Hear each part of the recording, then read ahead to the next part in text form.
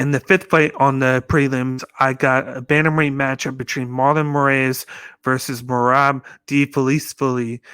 First, you got Marlon Moraes, who's 23-8-1, is the plus 210 underdog, whereas Merab Dvalishvili comes in at 13-4 and is the minus 260 favorite.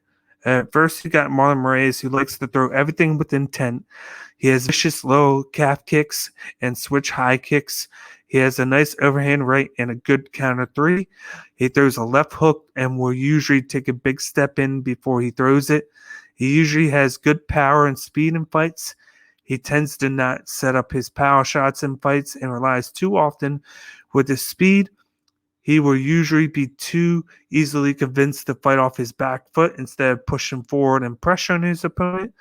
He is very athletic but has a glass chin, and his cardio is usually slowed down after round one, but he needs to work in space to succeed, which he always does in his fights. Whereas Merab likes to fight off his front foot and throws a lot of feints. He throws mostly singular strikes, and when he commits, he likes to throw a big overhand right or a low calf kick. A lot of his offense is from the right side and can sometimes be telegraphed. He has great chain wrestling where he looks to grab the single leg and run the pipe, or foot sweep the lead leg. He also looks to go for body lock to leg trips when his opponents give up their back. He looks to set up takedowns against the fences, aggressive attacking. He throws tons of naked leg kicks. He needs to improve his top control and focuses more on volume control. He has elite cardio and pace, but he isn't a finisher. This is going to be a really fun fight because if Marlon Moraes can keep the fight in distance and not let Merab get inside of him and get closer, it's going to look good for Marlon Moraes because those leg kicks are very vicious. He's going to be able to throw them from all different angles, get that going, and then mix in those power shots that he tends to do.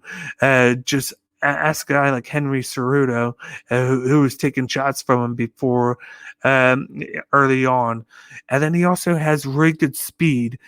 But I think what's going to happen in this fight, which is why I'm leaning towards this way, in this, like I'm going to get to in a second, Merab is really good at closing distance. He's going to rush right in there and do whatever he can to go for the takedowns, whether it's the body lock and the leg trips, the single leg, the double rub, you name it, he's going to try. He's going to try to get the fight to the ground. He's going to try and ground and pound, and more than likely he will succeed doing that. Then Marlon Moraes is going to try and get up, back up, and get to that kickboxing distance so he can then throw the leg kicks again.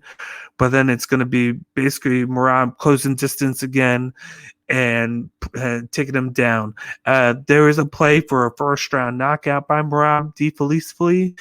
I don't think it happens because I think he's going to need to stay distance away to get that, and that's just going to be too risky for him to do that, considering Moraes is really good, and he has really good success when he fights from distance.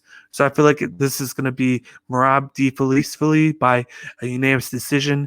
He's going to just take him down 3, 4, or 5 times, control him on the mat for majority of the fight, throw some ground and pound, try a few submissions, and then get the fight to the end where he wins by unanimous decision. So once again, I got Merab Dvalishvili defeating Marlon Moraes by unanimous decision victory in this main event of the prelims.